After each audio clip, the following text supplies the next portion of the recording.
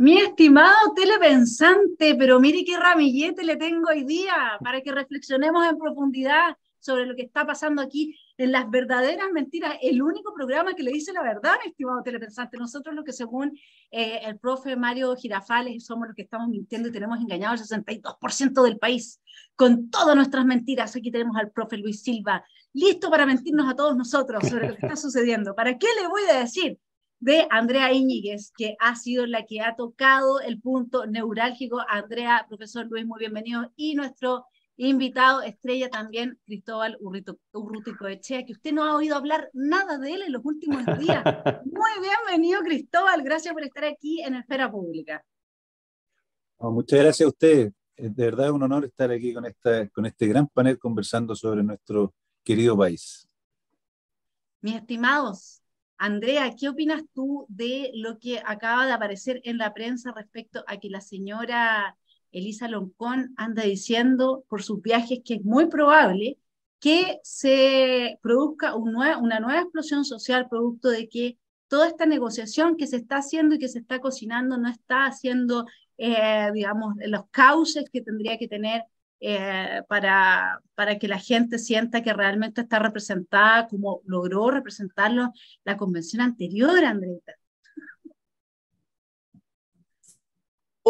Es difícil opinar de lo que pueda decir Elisa Loncón, la verdad. Porque, bueno, ya después de su desempeño en lo que fue la convención, pero Elisa Loncón, fíjate que tiene un punto bastante interesante. Yo creo que del adversario, yo no hablo del enemigo, pero del adversario hay que siempre recoger el consejo, y no solo el consejo, al adversario hay que analizarlo. Porque, entre paréntesis, yo creo que uno de los grandes defectos de la derecha en Chile es que no conoce a su adversario, y por eso es que no sabe enfrentarlo. Entonces, de este adversario, que claramente es Elisa Loncón, uno deduce de que la cuestión constitucional no existe en el sentido pacífico, en el sentido intelectual o técnico, sino que lo que ella está diciendo en el fondo es que el origen del proceso constituyente fue gracias a la violencia. Y por lo tanto, si queremos tener un nuevo proceso constituyente, va a tener que ser por la fuerza, porque esto no avanza lo suficientemente como ella quisiera. Supongo que después vamos a hablar de este tema a los bordes, pero no quiero entrar a eso todavía. Me metí con la María Elisa equivocada, porque era María Elisa Quintero. Perdóname, estimado telepensante, era María Elisa Quintero, durante su reciente visita a Grecia, para que sepa usted. Ya, bueno. Así es que sí, el origen sigue siendo... Señorita o señora Quintero, no sé, y Elisa Loncón, la verdad es que no, una es un poquito más articulada que la otra, pero tienen ideas bastante locas y no saben nada de derecho constitucional, eso lo digo con toda autoridad. Entonces, pero sí ellas tienen un punto, y el punto es lo que nosotros venimos sosteniendo hace rato ya, que aquí se instauraba una narrativa, incluso en la centro derecha, de que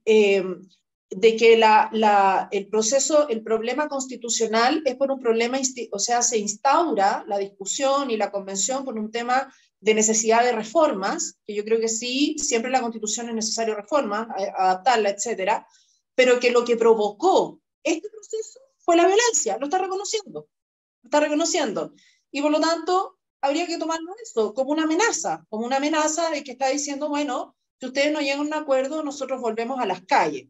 Ahora, la pregunta es, si eso fuera así, si ellos volvieran a la calle, ahí tendríamos que discutir qué hacemos nosotros.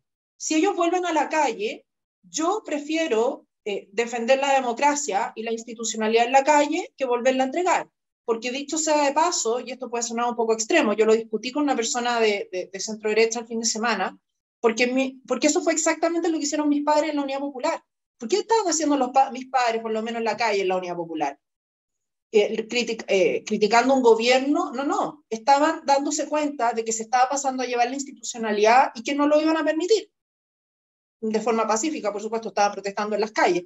Y eso es, o sea, esta vez tenemos, o sea, con esto cierro, yo creo que nuestro deber como académicos siempre va a ser defender la Constitución y la institucionalidad y los procedimientos en la academia y con el orden institucional.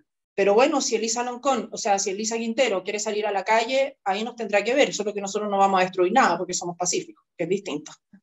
Y Cristóbal, ¿cómo está ahora dejaron fuera, ¿no es cierto?, al PDG, al Partido Republicano? ¿Qué es lo cómo se está cocinando todo esto? O sea, ¿pretenden una casa para todos o ya eso se acabó?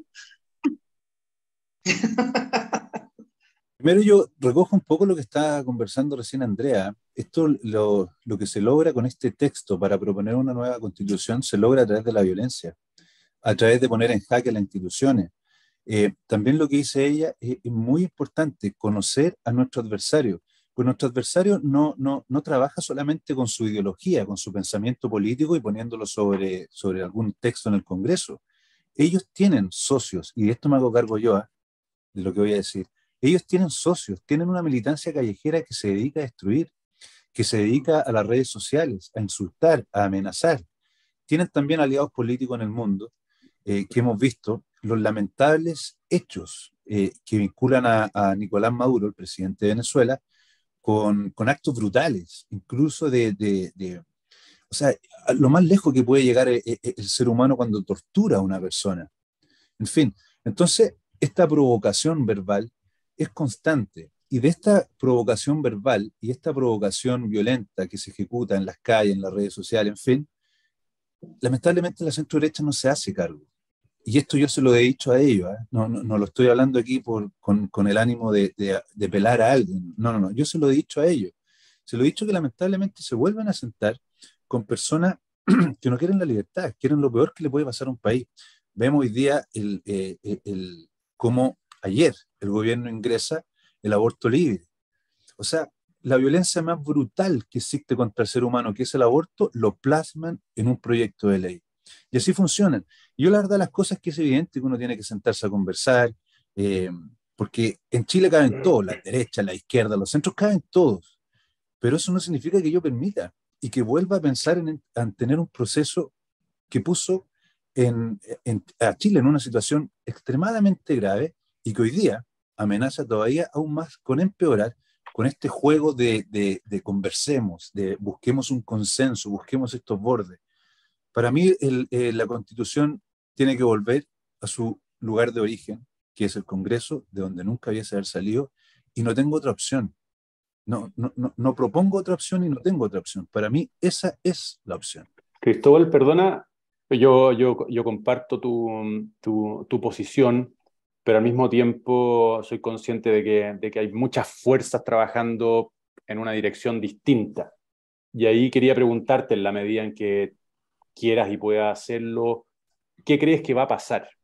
Porque, por el fondo, ya hay un acuerdo de las fuerzas del oficialismo, incluyendo a la DC, y me consta, no sé a qué grados de coordinación han llegado, pero que se están trabajando coordinadamente en varios partidos de derecha. ¿Qué crees tú que va a pasar? Porque en el fondo creo que también es importante informar a la ciudadanía para modular las propias expectativas, ¿no? Porque una cosa es lo que uno quiere, pero si nunca baraja lo que puede pasar, termina muy frustrado, muy confundido. Entonces quería preguntarte si podríais darnos un panorama de cómo ves que esto pueda seguirse desarrollando. Yo lo que creo es que esta mesa de conversación que se empezó va a terminar en un proceso de una nueva constitución, donde lamentablemente vamos a tener que volver a elegir constituyentes, que creo que ahora los van a llamar de una forma que en este minuto la verdad no lo tengo claro, los van a llamar de otra manera. Vamos a volver a estar con las luces todas alertas, porque no entendemos absolutamente lo que pueda pasar o no pasar. Vamos a tener de nuevo unos costos similares, hablamos de más de 70.000 millones de pesos en gastos que el gobierno tiene que hacer, que hoy día, especialmente hoy día, podría estar aplicando en tantas cosas que están pasando en nuestro país, que están un poquito dejando de lado, que ese es otro tema. Perdón por hacer un espacio, pero es otro tema. Estamos preocupados de esto y no estamos preocupados de la inseguridad, de la inflación, de la pobreza, de los problemas que se vienen en el norte, en el sur, donde se podría hacer una aplicación mucho más fuerte, mucho más potente. Estamos preocupados de introducir leyes del aborto cuando en realidad nosotros podríamos tener leyes de la familia, no sé. Entonces, ¿qué es lo que yo creo que puede pasar? Lo que puede pasar es lo peor que nos podría pasar, volver a un proceso que no tiene para mí, que no tiene ningún tipo de beneficio nacional. Y segundo, con plebiscitos. Ayer hablaba con uno de los diputados que está interviniendo en estas mesas, y está muy dispuesto a proponer un plebiscito de entrada y un plebiscito de salida. Entonces yo le decía, bueno, pero están haciendo lo mismo de antes. No, esto es distinto porque esto va a mantener bordes, se va a centrar a la familia en la Constitución. Y yo decía, pero tú sabes con quién estás hablando. Tú sabes a quién tienes al frente, a los profesionales de la mentira. Y con ellos estás pactando. Entonces creo que existe el mal y el bien, y creo que existe el demonio. Y uno cuando pacta con profesionales de la mentira, está pactando con el rey de la mentira. Y eso me asusta mucho. Sí, lo dice también Marcela Cubillos en el Mercurio, no sé si ayer, dice en su Twitter, ¿no? La citaron, dice, discutir bordes de una nueva constitución en el Congreso, pero entregarle el poder constituyente a una nueva convención no parece tener mucho sentido. El Congreso no debe seguir eludiendo su responsabilidad, ese es el lugar para construir el acuerdo político de fondo, no procedimental. Los famosos bordes, Andrea, a ver qué opinas tú de esto, en la práctica no tienen cómo hacerse exigibles una vez elegida otra convención, y ningún poder del Estado tendrá capacidad para imponerse, ni voluntad, ya lo vimos, y tampoco lo hará la Corte Suprema porque esa convención, obviamente, que estará definiendo su destino. Entonces, ¿cómo lo ves tú eso, Andrea? Yo estoy absolutamente de acuerdo. O sea, y esto yo se lo dije a un experto que estuve el fin de semana con él, que está diseñando este sistema. A ver, yo creo que lo de los bordes es una especie como de calmatex, si lo puedo por la palabra poco jurídica, porque el problema, y yo creo que Cristóbal puede dar fe de esto, el problema que tiene las cúpulas de Chile Vamos es que ellos ya tenían listo el abrazo de Maipú para el 5 de septiembre, para la nueva convención, pero esto no resultó porque la sociedad civil que se organizó de una forma muy potente, es muy impresionante, yo creo que es de la Unidad Popular que la sociedad civil no se había organizado tanto, dispuesta a defender la democracia y las tradiciones, esa sociedad civil alza la voz y empieza a presionar, yo no diría que las cúpulas, no tiene llegada a las cúpulas, pero yo sí creo que tiene mucha llegada a los diputados. Entonces, esa sociedad civil que defendía, por ejemplo, las costumbres de los guasos, de los que defendía el tema de las aguas, los que defendía lo que yo estoy muy involucrado con la sociedad civil de la libertad de enseñanza y el tema del aborto, que ya lo voy a mencionar, toda esa sociedad civil entonces empieza a preguntar a sus diputados, oye, pero ¿qué está pasando? Esto no, nosotros no lo queremos. Y entonces ahí fue donde se detiene el acuerdo. Se detiene el acuerdo porque las cúpulas se dieron cuenta que en sus parlamentarios y no había agua en el pozo, digamos. Entonces, y eso es lo que tenemos que evitar, que ese pozo llegue a tener agua. Hoy día yo tengo una reunión con algunos parlamentarios para explicarles esto mismo. ¿Cuáles son los peligros jurídicos que yo veo aquí con el tema de los bordes? Marcela Cubillos tiene absolutamente razón. Esos bordes son un calmatex, porque en el sentido lo que están tratando de decirle a la sociedad civil es, oye, mira, nosotros nos vamos a preocupar de que quede la libertad de enseñanza, nos vamos a preocupar de que quede el derecho a la vida, vamos a preocuparnos de que quede el derecho a propiedad. Pero a ver, los derechos no sirven para nada si no hay una forma de cómo exigirlos. Y efectivamente, este proceso que para exigir el cumplimiento de los bordes nunca se aplicó por falta de quórum. Una vez se intentó, por falta de quórum no se pudo aplicar en la convención, pero aunque se reúnan los quórum, es evidente que ni el Tribunal Constitucional, ni la Contraloría, ni la Corte Suprema, ni quien sea, digamos, va a querer, decirle a la convención, oye, has superado tus bordes, para que después esa misma convención los descabece o los deje peor que con el Consejo de la Justicia, digamos, a la Corte Suprema. Entonces le van a aplicar una Consejo de Justicia peor que el que había anteriormente. Por lo tanto, los bordes no hay forma de controlarlos. Eso es una mentira, y lo quiero decir aquí, y eso es lo que yo quiero llegar, ojalá, a los que nos están viendo, sobre todo que participan con sociedad civil, que a lo mejor se están sintiendo más tranquilos con este tema de los bordes. Eso es una estrategia para calmarnos a nosotros, y eso es una mentira. Eso no sirve para nada. Y lo demuestra, y qué mejor demostración de que los bordes no sirven para nada, de que tienes en una semana un proyecto de ley sobre un porcentaje de cotización que ya no va a ser tuyo, o sea, con mi plata no le hicieron así, leru, esta semana. Y por otra parte, lo que dijo anoche la ministra respecto no solo al aborto 3 causales, ojo, dijo que iba a revisar el reglamento, y yo te voy a decir aquí lo que va a revisar del reglamento. Me atrevería aquí, Luis, que me puede contradecir, pero yo creo que lo que van a revisar es lo que a la oposición, que ahora es un gobierno, les molestó profundamente de ese reglamento, es que las instituciones objetoras que tenían acuerdos con FONASA pudieran declararse objetoras, porque ellos no querían eso. Eso se logró en el Tribunal Constitucional, pero ahora no tenemos mayoría en el Tribunal Constitucional. O sea, si el gobierno por decreto llega a modificar ese reglamento, no va a haber forma de revertirlo. Entonces, si no son capaces, como dice el diputado, si no son capaces ni siquiera de cumplir su palabra cuando modificando reglamentos o enviando proyectos de ley, menos lo van a hacer en una nueva convención constitucional. Por lo tanto, yo voy a seguir luchando. Yo creo que hasta aquí hemos logrado detener el proceso. No sé hasta cuándo vamos a lograr esta contención. Pero esos bordes que están proponiendo, que es para calmar a la sociedad civil del rechazo, para eso no sirven para nada.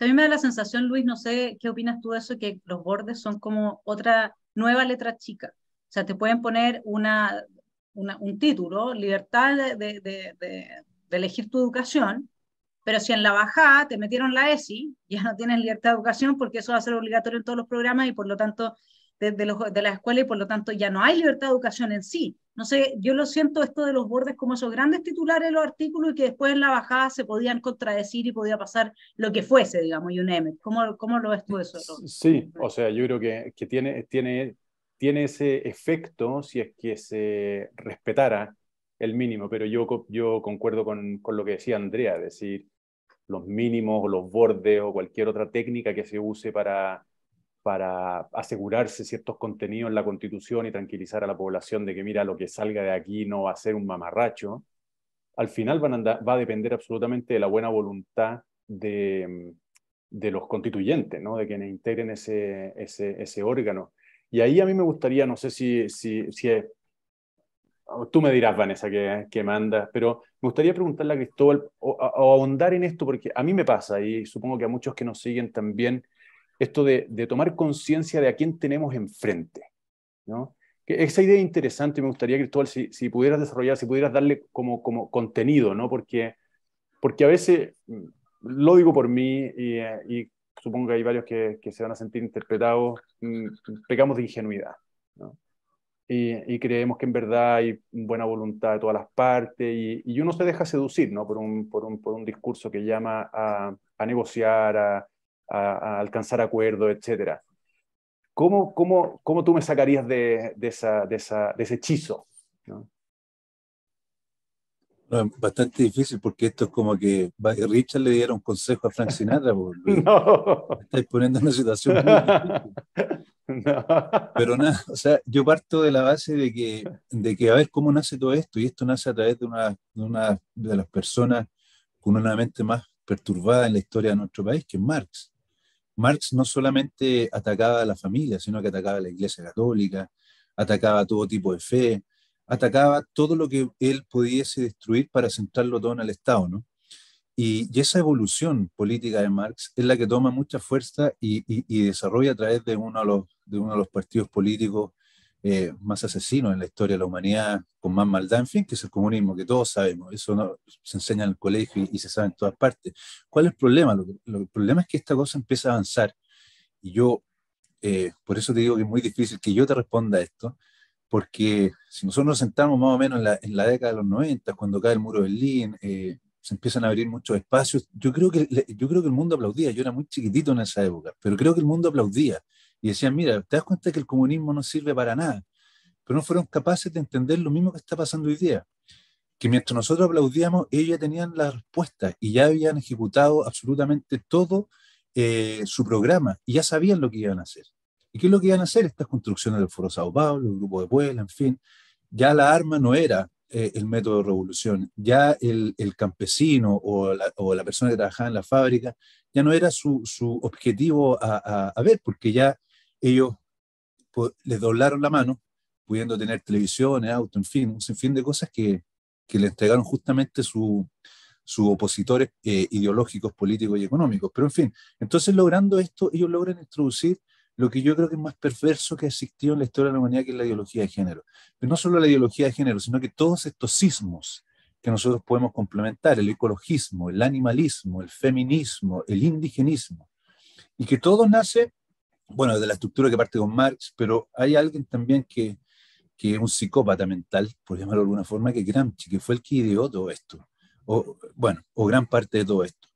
De la década de los 60 a la fecha, se produce el problema más grande con la revolución del feminismo, la escuela de Frankfurt, en fin. Entonces, el que nosotros desconozcamos esta parte, que no nos enseñan en el colegio, que generalmente nuestros padres no nos hablan, no porque no quieren hacerlo, porque tal vez no saben realmente lo que está pasando y quiénes están detrás de esto. Nuestros hijos pasan en el teléfono viendo Instagram, Facebook, Meta. Meta es uno de los grandes financistas de la ideología de género. Entonces, ¿a quién tenemos al frente? A este tipo de personas. A este tipo de personas que ponen la perspectiva de la ideología por sobre la perspectiva de la familia. A este tipo de personas que no tienen ningún asco en introducir un lenguaje que es una imbecilidad, que es lo que llaman ellos el lenguaje inclusivo. A ellos que no arrebatan la verdad de las cosas por sobre su posición, y si tú no eres parte de ello, entonces no sirves. Entonces, si no sirves, te destruimos. Y te destruimos a través de las comunicaciones, o te destruimos violentamente a través de la muerte también, que es lo que pasa con estos niños inocentes que abortan. En fin, y la funa, pues, Cristóbal, de alguna manera tú has sido víctima de eso justo ahora. Yo las funas que he recibido por ocupar un término que solamente ellos se fijaron en el término, porque la frase era mucho más grande y el contexto era mucho más grande. Esta militancia callejera, de la que yo hablaba en un minuto, se encargó de golpear a mi mujer y a mi hija. Y con una brutalidad tan grande que tuvimos que llegar hasta la PDI, porque las amenazas eran, pero ya terribles, o sea, pasaban absolutamente cualquier tipo de sentido común. Y nosotros estamos frente a ello. Pero por alguna razón, esta lucha cultural, que no es una palabra mía, es de esta batalla cultural, que tampoco es una palabra mía, la centro derecha la perdió y la dejó pasar, y les dio lo mismo. Les dio exactamente lo mismo. Ellos creían que todo funcionaba, que nosotros estábamos despegando, que íbamos avanzando mucho en el tema económico. Y es cierto, porque la Constitución que hoy día quieren destruir fue la que nos logró posicionar primero frente a nuestros pares, logró que tuviésemos más de un 60% de tratado de libre comercio con el mundo, con la humanidad. Pero se quedaron con eso. Y este avance cultural que ya había fijado Fidel, Lula da Silva y otros más, y que venía apoyado por Gramsci, que venía apoyado por tanta gente, penetró con tanta violencia que hoy día tienen dominado el mundo. Yo me atrevo a decir que tienen dominado el mundo. Siempre existe el bien, y el bien siempre triunfa, pero tiene dominado el mundo. Entonces, para cerrar, podríamos seguir hablando sobre el tema, que yo creo que es súper interesante, e insisto, ustedes saben más que yo de eso, pero para cerrar, no se dan cuenta que estamos frente a eso. Estamos frente a ese tipo de personas que piensan eso, que no tienen ningún asco en ejecutar absolutamente todo, y pareciera ser como una cosa pasajera, y dicen, no, pero si mira, que esto no puede ser así tanto. Estás hablando del 1800, estás hablando de una señora que se llama Simone de Beauvoir, que pasó inadvertida. No, yo creo que ahí está el problema. Sí, porque el no darse cuenta también es una opción, es una decisión de uno. Esto no es simplemente mal banal al estilo de lo que plantea Hannah Arendt. Hay una responsabilidad en uno en querer saber si es que efectivamente lo que me están diciendo es algo coherente, razonable y está fundado en elementos empíricos, o es algo que yo tengo que descartar por ser desquiciado, teoría de la confabulación, de la conspiración, etcétera, y por lo tanto lo dejamos fuera. Y eso es responsabilidad de cada ser humano hacer, sobre todo si es que uno está recibiendo los sueldos que reciben nuestros congresistas, lo mínimo que pueden hacer. Por ejemplo, frente a la ESI, es que algunos lo hicieron. Andrea sabe muy bien la pelea que nosotros dimos el año pasado, antepasado, con todo este tema, y ahora lo quieren pasar por colado y lo quieren imponer igual. Y la ESI es el ataque a la infancia, a la inocencia, a aquel momento en que tú forjas. ¿Sabes qué? Esto lo hablaba con un psicólogo clínico, Ezequiel Baigorría, que es especialista en la implementación de la ESI en Argentina, que es realmente, yo les digo, es por lo que yo estoy acá, digamos. Yo cuando supe que se estaba haciendo esto dije, ya no me puedo quedar fuera del mundo, tengo que entrar a decir algo. En realidad mi estado natural no es estar en la esfera pública. Y realmente lo que se hace ahí es la destrucción de la infancia, porque es en la infancia donde uno desarrolla el asco, por ejemplo, desarrolla los espacios de intimidad, todas esas cosas que son psíquicas. Esto es psicopolítica. Por eso es tan importante el lenguaje, por eso Cristóbal les puso el alfiler al hablar de desviolar, no se va a desviolar, porque hay una palabra nueva que les prende todas las alarmas, porque si eso se llega a instalar, entonces inmediatamente tenemos que destruirlo como posibilidad de que la gente lo piense, porque efectivamente no vas a resolver el crimen de la violación con un aborto. Eso es lo que hay detrás, con independencia de que ahora se le dio toda esa significación que se le está dando, porque hay una palabra, porque pelean hasta la última palabra. Y ahí yo no sé, Andrea, te quería preguntar por el tema y también, bueno, a Cristóbal y a Luis, y quizás también Cristóbal que está muy, muy metido en todo lo que está pasando adentro, pero no hay un poco una esperanza en el sentido que decía Cristóbal de que el bien triunfa. Kant dice que el mal se autodestruye. El problema es que hasta que se termina de autodestruir también destruye y daña muchísimo. No hay una esperanza en este surgimiento de un centro amarillo que tiene raigambre profundamente cristiana, que tradicionalmente fue desde antidivorcio hasta antiaborto, que han peleado, digamos, por, por, por, por un rechazo. Yo diría que con independencia, yo no creo que los amarillos hubieran dicho, ay, como la derecha no está dispuesta a pactar, entonces yo voy a votar a prueba. Esa cuestión yo no me la creo. Yo creo que eso fue realmente una tontera que se creyeron en su narcisismo la gente de Chile Vamos nomás. Entonces, ¿no hay alguna esperanza en este surgimiento de un nuevo centro con profundas raíces cristianas que pudiese también ayudar, no sé si en diálogo o no, por todos los prejuicios que existen, pero ayudar al avance del bien, aunque sean dos movimientos separados, la derecha, nosotros los extremos, fascistas, anti todo, y el centro ese? Chuta, eso es una pregunta un poco política. La voy a responder como tratar de darle un enfoque político-jurídico.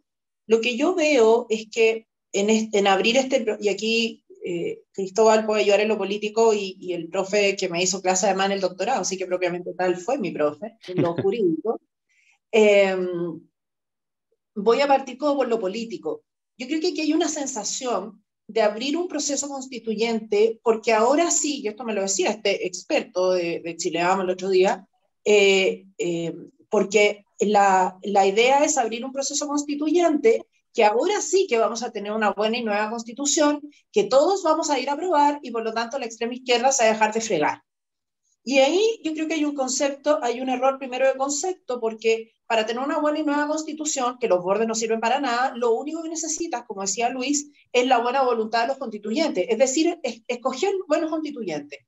Pero resulta ser que el cuerpo electoral es impredecible. O sea, si en Chile, ayer, en Brasil, en Estados Unidos, en las últimas elecciones en Chile nomás, el cuerpo electoral ha sido impredecible. Tenemos un candidato, tenemos a los candidatos de los dos grandes bloques de los 90 que no le ganaron un candidato que hizo una campaña por Zoom. O sea, no quiero mirar en menos al candidato de la campaña por Zoom, por favor, porque tengo mucha sintonía ideológica con muchas cosas, sobre todo en ese programa de los Bad Boys. Pero el tema es que tan impredecible es el sistema. Tú no puedes predecir que la convención va a quedar en manos de gente sensata, que va a sacar una constitución sensata, que todos vamos a aprobar y que se va a cerrar por cerrado el proceso.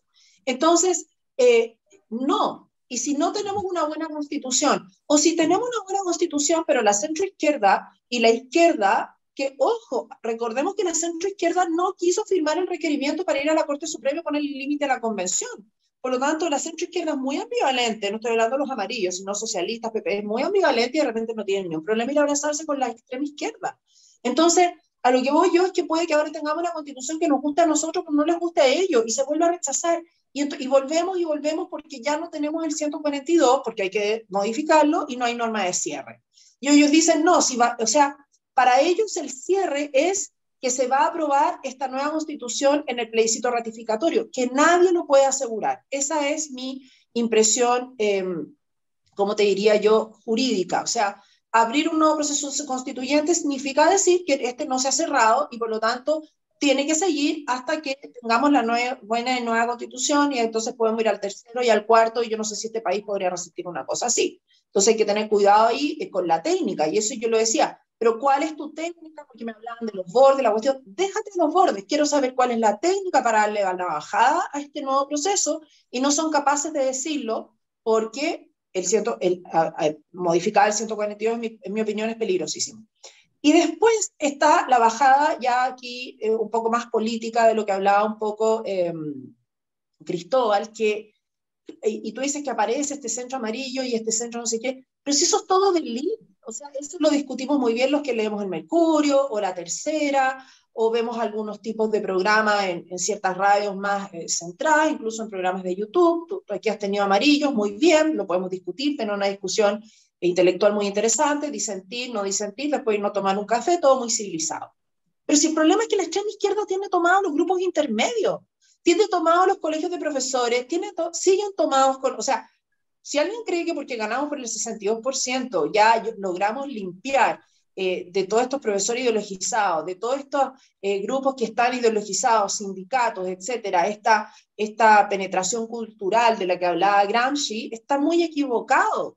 Y esos son los que van a volver a apoyar a los extremistas en una nueva constitución. Yo creo que una nueva convención ya partiría con un 38% de base. Y después, si es que hay una crisis económica, podrían perfectamente echarle la culpa a todas las propuestas de los moderados y llegar a un 50, a un 60. Y ahí volvemos al nuevo problema de que vamos a tener que rechazar porque va a salir algo extremo de todas maneras. Es muy arriesgado poner las fichas. Aquí lo que yo creo que se está haciendo, y Cristóbal aquí, corrígeme, es que se está apostando que el 63% del voto obligatorio va a votar por convencionales sensatos. Y yo creo que eso nadie lo puede asegurar. Yo quería aprovechar el hilo de tu pregunta, Vanessa, a propósito de las lecturas políticas de los movimientos que está habiendo, para preguntarte, Cristóbal, ¿cuál es la lectura que haces tú de esta iniciativa del gobierno de enviar un proyecto de ley para el aborto libre? Y te lo pregunto teniendo yo especialmente en consideración una insinuación que hizo el director de CADEM, explicando un poco lo que había sido la evaluación de las encuestas en torno al apruebo y el rechazo, cuando dijo que la semana en que se había aprobado el aborto se había verificado el salto discreto más importante en torno al apruebo o rechazo, ¿no? Aumentando el rechazo considerablemente. Quería saber tu opinión, ¿cómo lees tú o cómo leer políticamente el que el gobierno decida presentar un proyecto que sigue siendo controvertido en Chile? Es decir, este no es un problema de derecha y izquierda, hay mucha gente en la izquierda que no está a favor del aborto, como hay gente en la derecha que está a favor. De repente se me hace que este puede ser una especie de disparo en los pies del propio gobierno, que no me extrañaría porque se sumaría al patrón nomás. ¿Cómo lo lees tú, Cristóbal? Sí, yo efectivamente pienso que una ley tan malvada como esta es una ley que convierte un acto, o sea, convierte un crimen en ley. Eso es, convierte un crimen en ley. Eh, yo creo que está dentro de las prioridades Z o X de la gente. A nadie le interesa andar por el mundo peleando para que exista el aborto libre, excepto a los lobistas y a la agenda global que está detrás de este gobierno. Un poco lo que hablábamos antes, el Foro Sao Paulo, el Grupo de Puebla, en fin. Y este gobierno tiene la obligación de cumplir con esa agenda, porque es parte de esa agenda. Gabriel, el presidente de la República, es parte del Foro Sao Paulo. Por más que lo niegue, por más que fustigue públicamente a Nicolás Maduro, él es su socio político. Y eso nadie lo puede negar o discutir, por más que él lo niegue. Por eso digo que son profesionales de la mentira. Entonces lo que está haciendo el gobierno hoy día es solamente cumplir con una agenda. Y a buena hora lo hace hoy, justamente cuando yo fui totalmente menospreciado por ellos al ingresar un proyecto de ley que deroga el aborto en las 3 causales. Porque ahí también tenemos que tener mucho cuidado, porque ellos hablan de la interrupción del embarazo. La interrupción es algo que tú luego puedes continuar. El embarazo tú no lo interrumpes, tú lo terminas. Por eso se llama aborto, que es un asesinato, es terminar con la vida de una persona sin que ella ni siquiera lo pida. O sea, no es ni siquiera como una especie de suicidio, es un asesinato y no se interrumpe. Entonces, todo ese tipo de palabras, toda esta forma que tiene el gobierno de meter este tipo de proyectos, van con la agenda que está postulada hace un tiempo atrás, lo que nosotros venimos conversando ahora. Tienen que cumplir su posición ideológica, y es tanto así que mientras nosotros estamos hablando ahora, yo les aseguro que ellos ya están pensando en qué van a hacer en 3 horas más, pero lo tengo completamente claro, y eso es producto de las conversaciones y toda esta agenda que ellos provocan. Que lo hagan hoy día, pésimo, es pésimo para el gobierno, y gracias a Dios que sea así, gracias a Dios que sea así, es pésimo para el gobierno. El presidente de la República ayer, en la encuesta CADEM, si no me equivoco, bajó 4 o 5 puntos, no me equivoco la verdad, o sea, no me acuerdo en este momento, Y esto va a permitir que las personas sigan conociéndolo más. O sea, un país destrozado, y él se preocupa de meter una ley criminal que solamente provoca la muerte de niños inocentes, por lo tanto se constituye en un asesinato. Pero Cristóbal, una pregunta ahí, porque yo creo que nosotros de alguna forma, una de las maneras en que nos lleva a la delantera la extrema izquierda siendo minoritaria, es que nunca nos deja ver bien la cancha en la que estamos jugando. Nunca terminamos de entender bien a qué están jugando ellos, porque ellos están jugando un juego distinto que nosotros. O sea, ellos cuando están pensando en la convención constituyente, en el proyecto de nueva constitución, están pensando en la Agenda 2030 y en imponer una moral universal, que esto es parte del globalismo, que solamente permite cierto tipo de vida a los seres humanos. Otros tipos de vida no pueden enraizarse. O sea, por ejemplo, a través de la ESI, el tipo de vida de la persona conservadora no puede existir, porque donde tú atacas la familia, donde tú consideras la heterosexualidad un mal, porque eso es, en la educación no sexista, eso es lo que promueve un tipo de persona andrógina, un niño andrógino, o un niño que es fluido, digamos, y eso está dentro de lo que es Deleuze y Guattari y el Antiedipo, etcétera, ¿no? Entonces, ellos están jugando a eso, a imponernos un régimen totalitario, y nosotros estamos como dialogando como si esto fuese un diálogo democrático, ¿ya? Como si nosotros estuviésemos hablando con gente que está dispuesta a seguir las reglas de la democracia. Entonces, ¿qué es lo que tiene, Luis, el tema del aborto? El aborto libre es una demanda de ciertos grupos muy, muy radicalizados de mujeres, que tú las ves para el 8M, que tú las ves con el tema de cuando van a las calles y se enfrentan a carabineros, cuando van a las iglesias, con todo su porno terrorismo, que antes era post-porno, pero ahora ya vamos en el porno terrorismo, ya la cuestión está a ese nivel. Y esta gente juega a que con esos grupos violentos puede manejar la democracia, porque tú no puedes controlar esos grupos violentos usando el poder coercitivo del Estado. Así es como nos tienen los organismos internacionales que sirven al mismo tiempo para la promoción de la agenda. Entonces, a ellos no les importa, esta es mi forma de entender cómo ellos juegan, no les importa que la gran mayoría vote 62% en contra de ese programa y ese proyecto y esa agenda. Ellos siguen adelante igual. Ellos lo que necesitan son estos grupos hipermovilizados, tenerlos contentos para que sigan siendo los que guían el proceso. No sé cómo lo ven ustedes. O sea, a ver, yo, perdona que sea autorreferente, pero en enero uno se... Oh, Vanessa, ¿estás bien? Pobre. Ya. Unos estudiantes venezolanos me invitaron online, era el Día de la Juventud de Venezuela. Entonces, esto fue un seminario internacional online y hablaron un poquito de lo que de la situación de Venezuela, lo que estaba pasando, se habló de los derechos humanos, se dijeron cosas tremendas a todo esto.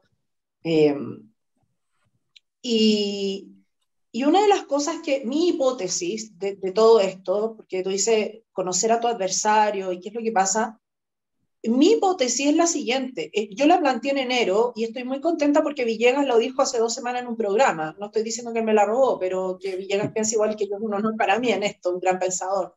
Aunque en algunas cosas diferimos, pero no encuentro un gran pensador. La Constitución para los grupos radicales se ha transformado en un instrumento de la revolución. Es decir, hoy en día el Foro Sao Paulo no está promoviendo una revolución, y esto es lo que la centro-derecha no entiende, una revolución como se llevó en la década de los 60, que prácticamente fue a través de la violencia en la calle y la reforma agraria. Esos fueron los instrumentos de la revolución. El instrumento de la revolución de Lenin fue, y ni siquiera de Lenin, porque fue de Trotsky, que lo hizo en esa revolución del asalto al Palacio de Invierno, ¿no? No, y de hecho los que llegaron a esta idea de que la Constitución podía ser un instrumento de la revolución, es decir, un instrumento para instaurar un régimen totalitario, fueron los nazis. Ellos fueron los que desarrollaron esa idea, y uno pensaría que la humanidad había aprendido la lección, pero no se aprendió con Venezuela, y tampoco se aprendió con Chile, porque Chile estuvo a puertas de instaurar un régimen totalitario, es decir, de llevar a cabo una revolución a través de una constitución. Y por lo tanto, y eso para mí es un tema de teoría política, o sea, aquí hay un tema de instaurar revoluciones a través de la constitución. Y por lo tanto, y yo se lo dije a este experto el sábado, se lo dije, hablar de constitución con un comunista, tú te estás sentando hoy en día en una comisión con un comunista, además que tiene un currículum bien particular, no lo vamos a decir aquí para que no nos demanden, pero sabemos perfectamente el currículum que tiene esta persona. Es absurdo, porque la constitución por definición es limitar el poder del gobernante. Y los comunistas no creen en el poder limitado. Boris tampoco cree en el poder limitado. Por eso promueven la ESI, por eso no están a favor de la objeción de conciencia de los médicos, porque ese es un poder del Estado limitado por el derecho de las personas. Por lo tanto, ellos no creen en el concepto de constitución, por lo menos en el concepto clásico. Aquí iba a decir Luis, sí, pero es que está el concepto de el demás, ya, pero yo soy clásica, me gustan los clásicos, y en el concepto clásico de constitución, que yo lo defiendo hasta el día de hoy, ellos no, es incompatible con ellos el concepto de constitución. Entonces, ¿la constitución para qué lo ocupan? Como un instrumento de la revolución. Y del momento entonces que Chile Vamos, y esto es lo que yo le traté de explicar a esta persona, del momento que Chile Vamos va a abrir un nuevo proceso constituyente, está abriendo la puerta a la constitución. Por eso es que Guillermo Tellier, ojo que hay que escuchar lo que dice, ayer dijo, no estaba para nada preocupado el triunfo del rechazo. Lógico que no, pues, porque dijo que estratégicamente no pasa nada. Y no pasa nada porque la puerta para hacer la revolución es tener un proceso constituyente fuera del Congreso, ojo, no un constituyente derivado de reforma, sino que un proceso constituyente con una convención. Ahí es súper manipulable para ellos el electorado, sobre todo por la infiltración que tienen en los grupos intermedios y porque el sistema proporcional permite además la atomización, de la atomización de la representación. Por lo tanto, con esos dos elementos, ellos pueden de nuevo intentar este asalto al palacio, si es que lo queremos llamar así, ¿no? Entonces, por eso es que es tan importante, y esta lucha, yo hoy día tengo reunión con algunos parlamentarios que no son del Partido Republicano, así que, porque a ellos no les tengo que decir esto, ellos esto lo entienden, pero de que el proceso constituyente es un instrumento de la revolución, por eso es que no se puede modificar el 142, sino vamos a estar eternamente en proceso revolucionario, y por eso es que yo creo que Elisa Quintero dice, si no hay nueva convención, volvemos a la calle. Por supuesto, porque la calle, o sea, la convención fue la institucionalización de la calle simplemente se fue a la convención, y por lo tanto, si ahora la calle no puede estar en una convención, bueno, vuelve a la calle. Entonces, el punto es, yo creo que aquí hay un miedo a que las turbas vuelvan a la calle, pero es que, a ver, es que van a volver a la calle siempre hasta que no tengan su constitución, entre comillas, porque no es constitución, que les sirva como instrumento de la revolución. Oye, permíteme, sí. Vanessa, quería preguntarle a Cristóbal, precisamente a propósito de las palabras de Andrea, porque según el sistema electoral que se escoja, pensando en la eventualidad de que haya una nueva convención, el sistema que se elija para escoger a los constituyentes es relevante para definir si participan o no me perdonan que utilice este lenguaje, pero los extremos, ¿no? Yo he escuchado y he leído bastantes veces, ¿no?, la idea que tienen varios de dejar fuera a los extremos, un poco, ¿no?, en pos de un instrumento, una constitución que realmente genere consenso. Quería preguntarte, Cristóbal, ¿qué has escuchado? ¿Cómo ves? ¿Cuál sería, en el escenario de que fuera a haber un nuevo proceso, cuál sería el sistema más deseable para asegurar una representación íntegra? O un poco porque una cosa, para mí es clave, y supongo que para ti que estás en el Congreso mucho más todavía, pero es la diferencia entre lo que desearíamos que fuera y lo que creemos que va a ocurrir, ¿no es cierto? Y obviamente que las palabras de Andrea nos ponen en alerta de cómo no debería ser, cómo desearíamos que fuera, ¿no? Pero en un escenario como el que se vislumbra, como el que nos esbozaba en tu primera intervención, ¿cuál crees tú que es el mecanismo que garantiza o puede garantizar un mejor funcionamiento, ¿no? Porque al final, no sé si estarán de acuerdo, Vanessa, el gran defecto, creo yo, del proceso anterior, asumiendo que ya estamos en él, fue que no hubo necesidad de negociar. Es decir, no hubo ni un mecanismo que forzara, en este caso a la izquierda, a negociar con la derecha. Cuando no se alcanzó el tercio, la izquierda tuvo terreno no despejado y de hecho se verificó, a mi juicio, un juego de los 2 tercios dentro de la izquierda. lo cual explica el poder que alcanzó Barraza articulando a los indígenas, ¿no? Él dentro de la izquierda se constituyó como el tercio que podía vetar las distintas iniciativas. Eso no podemos permitir que vuelva a ocurrir, ¿no? En fin, está un poco dispersa la pregunta, pero quería saber cómo ves tú, en el escenario de que haya una nueva constitución, cuál sería la mejor manera de integrar ese cuerpo. Bueno, evidente que todos creemos mucho en la libertad, pero yo tengo mucho susto que esa libertad se transforme en la realidad, o más bien en la pesadilla que tuvimos hace poco tiempo, donde salieron constituyentes que son muy respetables porque son seres humanos, pero para desarrollar un texto no tenían las capacidades. Un texto tan importante, nuestro órgano rector, tenían cero capacidades, y a mí me provoca un poco que eso vuelva a pasar, y puede volver a pasar. Después, sí, se hablan de los extremos, pero lamentablemente lo habla la centro derecha más que la izquierda, y a los que deja afuera es al Partido Republicano y al Partido Comunista, pero no deja afuera al Frente Amplio, que es lo mismo que el Partido Comunista. No sé por qué no son capaces de ver o entender eso. Son exactamente lo mismo, pero con figuras más renovadas, ¿no? Figuras más jóvenes que visten de una manera distinta, pero son exactamente lo mismo. Y además que todos están comandados por Guillermo Tellier, en gran medida por Guillermo Tellier, y eso tampoco podemos desconocerlo. Por supuesto que si llegamos al punto de que hay que escribir un nuevo texto para una nueva constitución, ojalá fuera lo más libre y democrático posible. Pero a mí me asusta. Yo iría mucho más que yo creo que eso es lo que va a terminar pasando. O se van a elegir algunos y otros van a tratar de ser proporcionados por algún partido político, donde se quiere tener algunos expertos combinados con algunas personas elegidas a través de votación popular. Si tenemos que llegar nosotros a eso, a mí lo que más me gustaría es que nos pudiésemos pronunciar nosotros sobre personas idóneas para escribir este texto, y que sea, por supuesto, controlado suena muy violento, pero que sea supervisado o que sea votado en la Cámara de Origen. O sea, de origen me refiero que es de donde nunca se debiera haber ido la Constitución. No sé si me expliqué bien, profesor, pero por Sí, ahí sí. va mi respuesta ante eso. Sí. Ahora Cristóbal Jaime Baza dice que producto de la propuesta que entregó Chile Vamos a la mesa, y se fija específicamente en el punto 3, ¿no? Donde está el principio de subsidiariedad, no va a haber proyecto nuevo, no va a haber nueva constitución. Eso lo tuiteó la semana pasada. Eso, junto a, o sea, ya hay fuerzas, digamos, que no quieren que exista esta nueva constitución, que también es otro de los peligros que puede haber, que uno diga, bueno, entonces van a tener la pelota rebotando para, como decía la Andrea, mover las masas cuando quieran en protesta porque no está la nueva constitución. También tienes, porque estos son todas armas de doble filo en el fondo. Pero al mismo tiempo también en la encuesta, creo que de la semana pasada, antepasada, Republicanos aparece con una adhesión de un 8% de la ciudadanía, y Chile Vamos no supera el 4,2 o 4,3.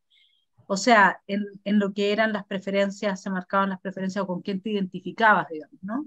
Dentro de la derecha, la ciudadanía hoy día se identifica mayoritariamente con, aunque sea un porcentaje, porque en general la gente no le está gustando la política, pero con republicanos. O sea, están dejando fuera a la gente que tiene mayor representación o mayor identificación, digámoslo así, en la ciudadanía de la derecha. ¿Cómo hacen eso? No entiendo, Cristóbal. ¿Cómo se llega a...?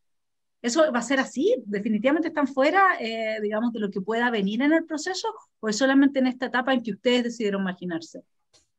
Lo que pasa es que a todos los partidos políticos tienen mucho susto al Partido Republicano, porque hay dos misóginos. Uno se llama Johannes Kaiser y el otro se llama Cristóbal Urruticoechea. Entonces Al no quieren primero no saber lo nada conozco, el segundo me suena.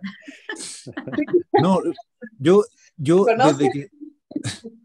desde que se instaló el Partido Republicano en el Congreso, yo siempre le dije, y lo conversaba mucho con los diputados, van a querer que nosotros desaparezcamos. Nosotros somos como, yo les decía, ¿sabe algo como parecido? Somos como el odio del comunismo, somos la envidia de Chile Vamos, somos el temor del Partido Socialista, y van a querer que desaparezcamos, los dos lados, la centro derecha y la izquierda. Pero el país no. Los chilenos necesitan al Partido Republicano y tienen mucha fe y esperanza en el Partido Republicano. De alguna forma, yo personalmente lo siento, esto habría que preguntarle a los demás, que los chilenos ven en nosotros tanto que se nos ha creado como la lógica que nosotros tenemos la responsabilidad frente al comunismo, frente a este gobierno. Tenemos la obligación de levantar todo lo que ellos han destruido, no solamente en temas materiales y económicos, sino que también en temas morales. Tenemos la obligación de recomponer todo lo que destruyeron en nuestro avance social.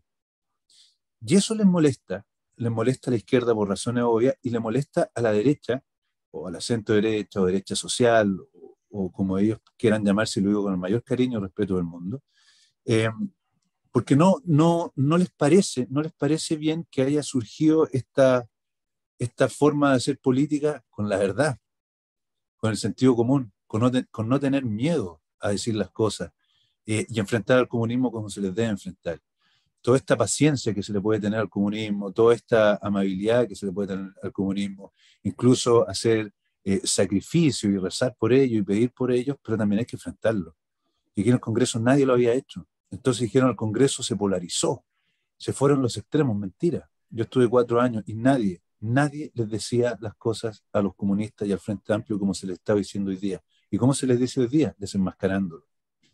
Con la verdad, con prudencia, de ninguna forma faltándole al respeto. Y yo creo que eso los chilenos lo están valorando mucho. Están viendo en el Partido Republicano una alternativa a lo que está pasando. Además, y con esto cierro para no alargarme tanto, nosotros pasamos, y también me hago cargo de estas palabras, nosotros pasamos de uno de los gobiernos más cobardes en la historia de Chile, que permitió que nos destruyeran. Y ahora estamos frente al gobierno más inepto en la historia de Chile. No sé si el gobierno del año 70, 73 o puede venir alguno en el futuro, pero son muy comparables en lo inútiles, ineptos, sectarios e ideologizados. Entonces nos enfrentamos nosotros a esas dos posiciones, o sea, el Partido Republicano se enfrenta a esas dos posiciones, un gobierno que fue cobarde y un gobierno hoy día que es inútil. Y ven la solución en el Partido Republicano porque ya estuvo Chile Vamos, ya estuvieron todos los demás metidos y no fueron capaces de detener esto que se veía venir a todas luces. Andrea, ¿tú cómo ves el futuro o la evolución de lo que llamaste sociedad civil, ¿no? Que obviamente entendemos que se trata de ciudadanos de a pie que se organizan con sus vecinos, ¿no? Virtuales o geográficos y hacen valer sus ideas en distintas instancias, a través de distintos formatos, y que alcanzó en la campaña del rechazo una envergadura que tú dijiste no tiene punto de comparación quizás con la UP. Quería preguntarte cómo lo ves, su evolución, su futuro. ¿Fue esto una cuestión absolutamente coyuntural por el plebiscito? ¿Es algo que llegó para quedarse? ¿Es algo que va a ir creciendo?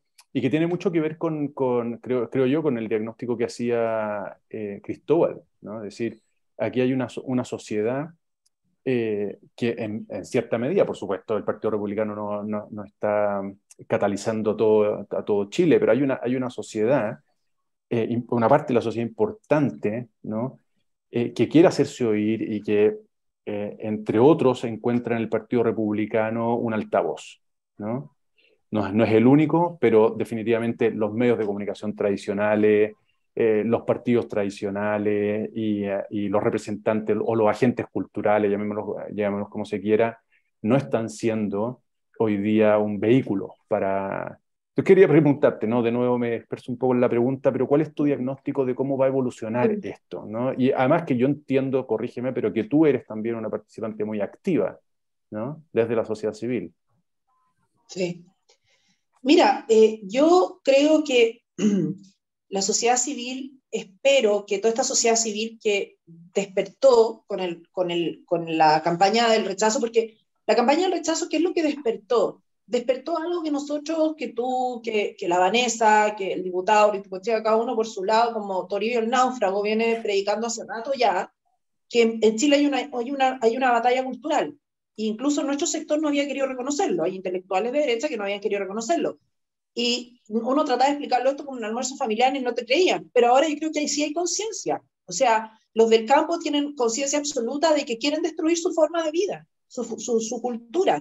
Las asociaciones de padres tienen claro que sí quieren destruir sus proyectos educativos culturales. O sea, yo creo que esa sociedad civil, espero que no olvide no olvide, porque pasado el peligro podríamos olvidarlo, pero ojalá no olvidar que este ataque cultural sigue, que nos llevan 20, 30, 40 años de ventaja, y por lo tanto nosotros vamos a tener que trabajar los próximos 30 años para instaurar nuestra agenda cultural.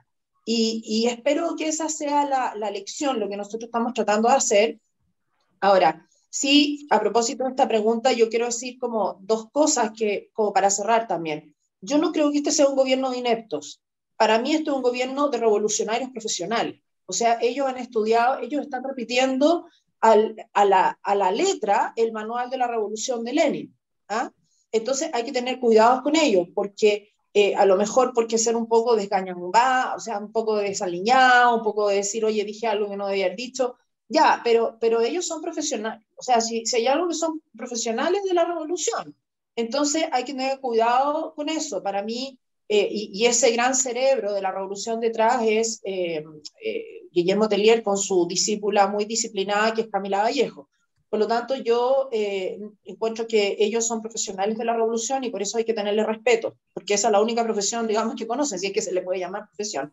Y por otro lado, de excluir al Partido Comunista, eso puede ser en la boca. Si Chile Vamos pretende excluir al Partido Comunista de la discusión constituyente, pero no lo están demostrando los hechos. O sea, tuviste este como meme que salió ayer, y con esto voy a cerrar mi idea, este meme que salió ayer de este grupo de los 8, grupo de los 7, no sé cuántos grupos de los...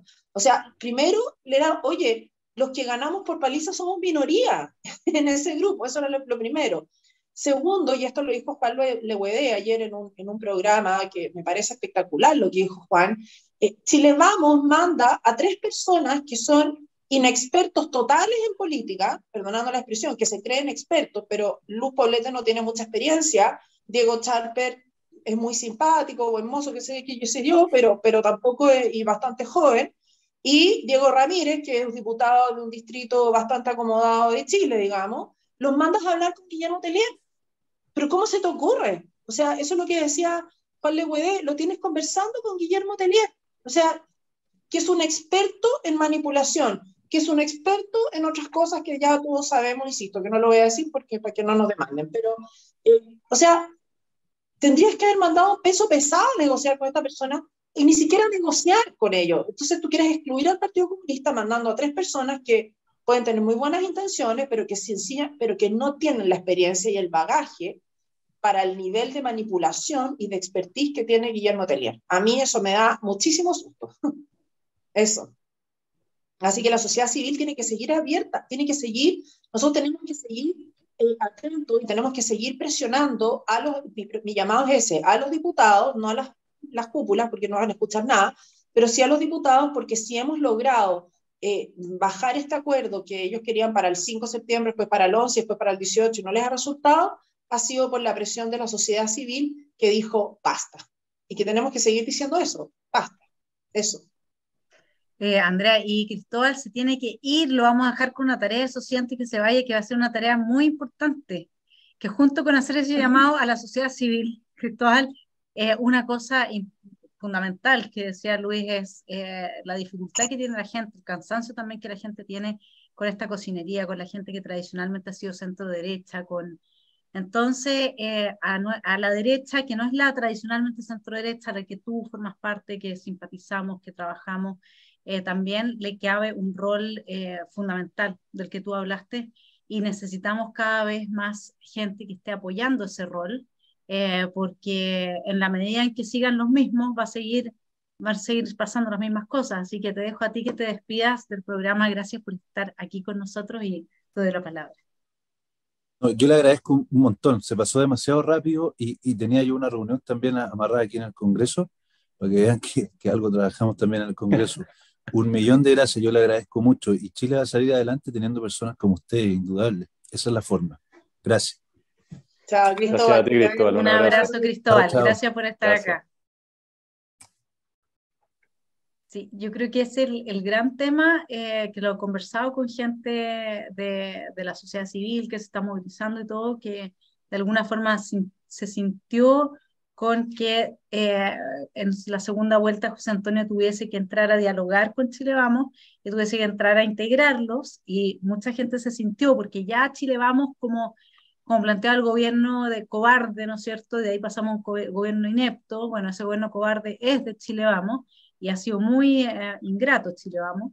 ¿Y cómo se hace entonces, mi estimado Luis, cuando uno tiene el poder repartido de esta manera? Porque al fin y al cabo, para poder gobernar tienes que tener gente que ocupe los cargos en los gobiernos, tienes que Sí, el Estado, ¿de dónde sacas todo eso? ¿Cómo lo haces? sí, sí, yo ahí honestamente no sé cómo lo ve Andrea, y tú misma seguro que tienes opinión, Vanessa, pero yo creo que el Partido Republicano está en una situación compleja, porque como yo lo veo, por supuesto que puedo estar, de hecho estoy en España, lo cual agrega un hándicap, pero en el fondo el Partido Republicano tiene por una parte que responder a lo que piden sus bases, ¿no? Que básicamente es no legitimar, hasta donde yo logro ver, no legitimar un proceso que se supone acabado, ¿no?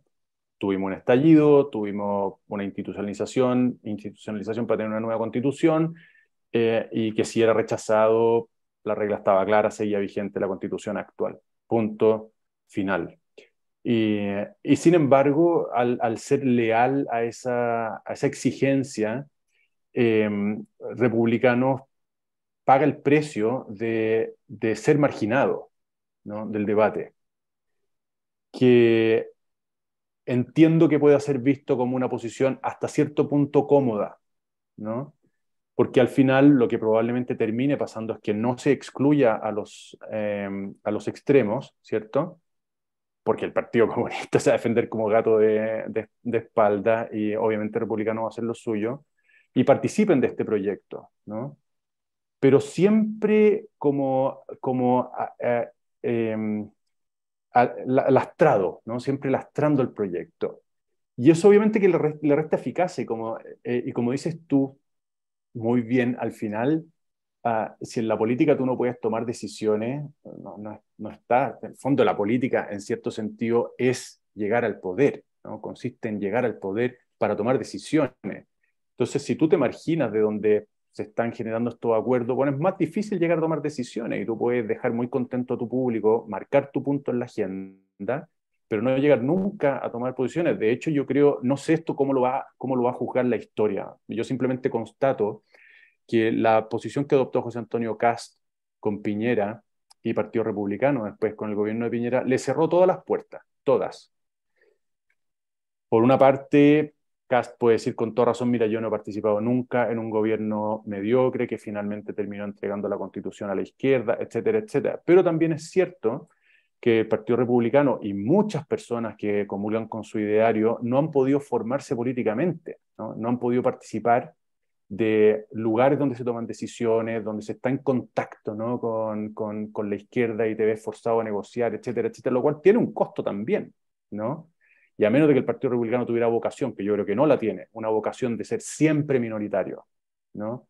Siempre marcando los puntos, ¿no es cierto? Y guardando la lealtad consigo mismo a costa de quedar siempre marginado de las tomas de decisiones, veo que en algún momento hay que, no sé si ceder es la palabra. E insisto, yo no estoy abogando por esto, yo no pertenezco al partido, gracias a Dios no estoy en el comité político, no tengo que tomar estas decisiones, pero veo a los republicanos en esa coyuntura. No sé qué piensan ustedes, porque es una cuestión absolutamente opinable, creo. Yo creo que se viene el partido de Paul, por ejemplo. ¿De Entonces, Paul? yo creo que ¿Qué es el partido de Paul? el Paul es un señor que anda, que es de ya o sea, cuando dicen vamos a dejar fuera los extremos, él está fuera, digamos. Eso sí. Yo creo que lo que pasa es que va a haber una polarización tal que republicanos va a terminar quedando al centro. Eso es lo que va a empezar a pasar. Ahora, el punto es que política, efectivamente, como tú dices, porque la pregunta, y ahí le paso el tiro a la pelota a la Andrea, es una pregunta de fondo, es una pregunta teórica fundamental. ¿Qué es lo que hay en juego? ¿Qué es de qué se trata la política? Y efectivamente, uno tendería, y aquí yo creo que hay un matiz en cómo yo al menos lo percibo, uno tendría que decir, claro, si no estás nunca en el gobierno y no gobiernas nunca, pero ahí también está esa advertencia, ¿no es cierto?, de que la derecha puede ser elegida pero nunca gobierna porque el deep state está capturado de adentro, desde dentro, por la extrema izquierda. El punto es que para mí lo que hay en la política, el juego que hay, es si los diversos tipos de vida pueden coexistir o no. Y el tema es que esta batalla cultural, mira, aquí tengo un libro para que vean que la Andrea no estaba hablando de ser, hay gente que está escribiendo de esto también. El tema es que la batalla cultural está dándose porque no queremos que se extinga un tipo de vida. ¿Qué es el tipo de vida conservador? ¿Qué es el tipo de vida que afirma la vida? ¿Qué es el tipo de vida que aprecia la estética? ¿Qué es el tipo de vida que entiende que hay una diferencia entre verdad y mentira, entre bien y mal? Entonces, porque al principio todo era caos y esta gente todavía está mesiánicamente pensando en crear al nuevo hombre. ¿Y el nuevo hombre qué es lo que es? Bueno, de ese caos ellos ya tienen pensado el andrógino, etcétera, etcétera. Esa cuestión está así, está en el libro de Deleuze. Guattari estuvo en Chile, en la Diego Portales, o sea, esto no es... Entonces, cuando tú quieres conservar tipos de vida, los partidos políticos tienen que ser representantes de esos tipos de vida, donde ellos transan los principios fundamentales sobre los cuales se desarrolla ese tipo de vida y crece y se fortalece, tú extingues la posibilidad de que ese tipo de vida pueda seguir existiendo en una sociedad. Eso es lo que hay en juego, digamos, de una perspectiva más arendtiana, si tú quieres, y nietzscheana también, en el ámbito más político. Pero no sé cómo lo ve el Andrea ahí, seguro que tiene sus reflexiones. Pero entonces, perdóname, Andrea, pero solo para entender, para estar seguro que entendí bien a la Vanessa, en el fondo, tú, si te entiendo, defenderías la postura del Partido Republicano a una costa, ¿no es cierto?, de alcanzar el poder, si es que eso implica comprometer alguna de las claves, ¿no es cierto?, del modo, del estilo de vida, del proyecto de vida que viene a representar. Lo que pasa es que tú te tienes que preguntar si es que uno el poder lo quiere por el poder o para qué quiere el poder, o si el poder Claro. es un medio para un fin. Por supuesto.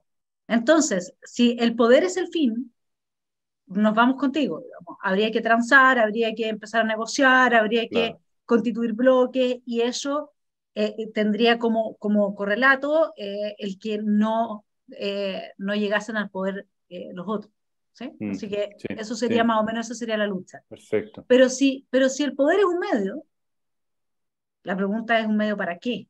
Claro. Bueno, es un medio para que los niños puedan seguir siendo niños y no sean hipersexualizados y se les bajen los pantalones en bikini. Claro. Porque tú a ese niño lo traumaste. Y a través del trauma, mira lo que hace que esto es todo psicopolítica, lo que hace el feminismo es agarrar la herida de la mujer, que tiene con el romanticismo respecto de la caída del hombre como ese ideal principesco, etcétera, agarrar esa herida y manipular desde ahí a las mujeres. Tú cuando logras instalar un trauma en el colectivo inconsciente de la sociedad, luego también lo puedes manejar como tú quieres. Cuando tú a los niños chicos les haces lo que se hace a través de la ESI, tú estás en el fondo preparando soldados para tu propia... y esos niños difícilmente, o sea, van a poder ser parte de una familia que sea religiosa. Dejémoslo en religiosa nada. Soy yo religiosa, soy más espiritual, pero respeto a la gente religiosa, ¿me entiendes? Entonces, el punto es, yo como liberal tengo que irme en contra de la gente religiosa, que se extinga ese tipo de vida. Y eso es lo que tú estás viendo que esta gente con el subtotalitarismo está haciendo. Yo como liberal lo que quiero, por mucho que yo sea muy conservadora en lo personal, pero como liberal en la esfera pública, lo que quiero es que exista el espacio para que cada uno desarrolle su tipo de vida, digamos. Pero eso no puede inmiscuirse en la familia ni puede inmiscuirse en el niño que se está desarrollando.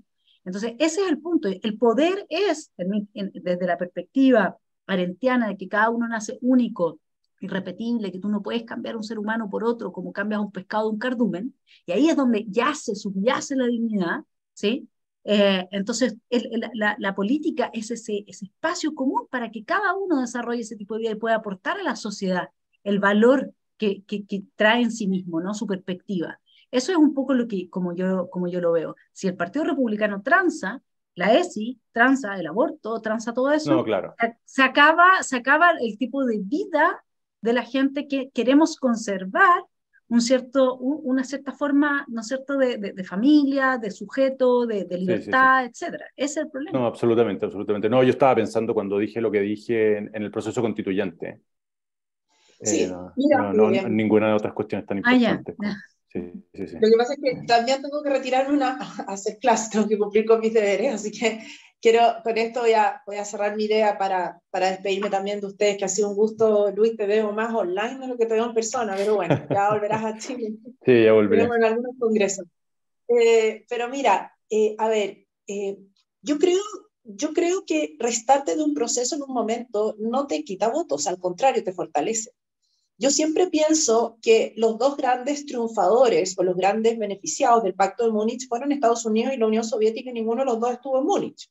Entonces, a veces el no estar te quita como o sea, te da la legitimidad para decir, mira, sabes que yo no fui parte de esta cuestión y no me echen la culpa a mí de las consecuencias, ¿me entiendes tú?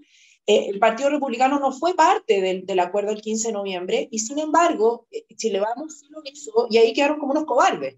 Y ese concepto de cobardía, obviamente que lo capitalizó José Antonio en la campaña electoral. Gente que no estaba de acuerdo incluso con muchas de sus ideas, pero a mí me decían en campaña, ¿sabes qué? Estos gallos son unos cobardes.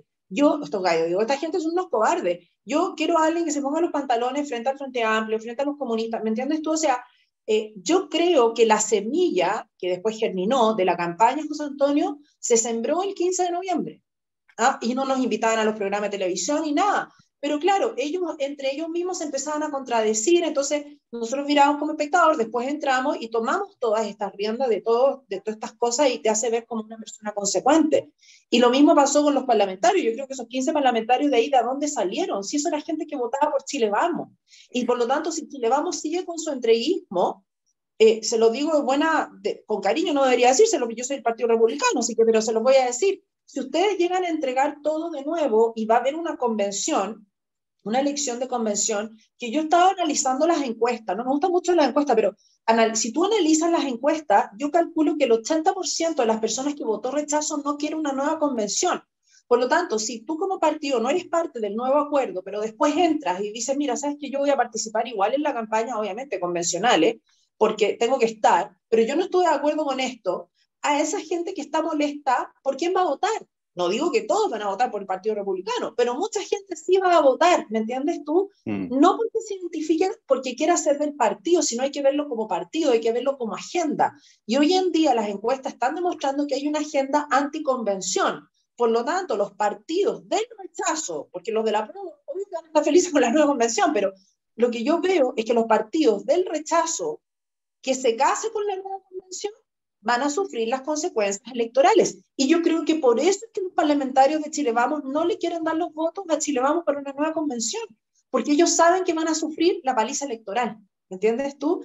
Por lo tanto, yo creo que en este momento no estar en estas conversaciones no es tan grave. O sea, ayer Chile Vamos se convirtió en un meme. O sea, 3 personas negociando con Telier, y con Telier, ni más ni menos, porque hubiera sido con Camila Vallejo, te creo, pero con Telier ya sabemos quién es el papi Telier, ¿no? Entonces, en el Partido Comunista y la historia que tiene. Entonces, yo no lo veo como el no estar en una negociación en un momento determinado que incluso no te pueda llevar al poder, porque no te llevó a la moneda, pero el no haber estado el 15 de noviembre, en mi opinión, nos llevó a la segunda vuelta. Oye, Andrea, y muy breve antes que cerremos el programa, el mismo Telier no fue parte del primer acuerdo, y míralo dónde está ahora, negociando de cabeza y de rostro el segundo acuerdo. Así es. O sea, la vida, mi estimado telepensante, da muchas vueltas, y como dice mi querido padre, ¿sí? El balance se hace el último día. Mi querida Andrea, te tienes que ir. Oye, me tengo que retirar así. Es que está entretenidísimo, está realmente para haber seguido así, pero ad eternum.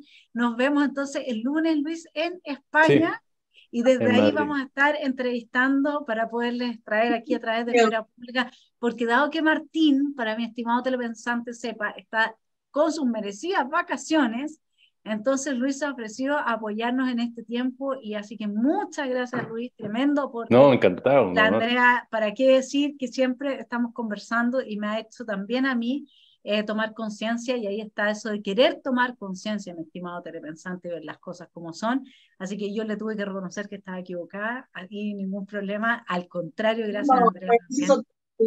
Así, por enseñarme, y me enseña con toda su paciencia, así que muchas gracias. Nos vamos a poner dogmáticos en política y nos ponemos comunistas, así que no, por ningún motivo. Oye, un abrazo al profe, Un abrazo, Vanessa, y no estamos, ya todos los telepensantes, cosas muy intensas, y al diputado que se tuvo que retirar, y ahora voy a ir al Congreso después de la tarde, así que capaz que lo vea allá. Así que nos vemos. Un abrazo. Adiós, Andrea, que estén muy bien. Chao, que estén bien. Chao.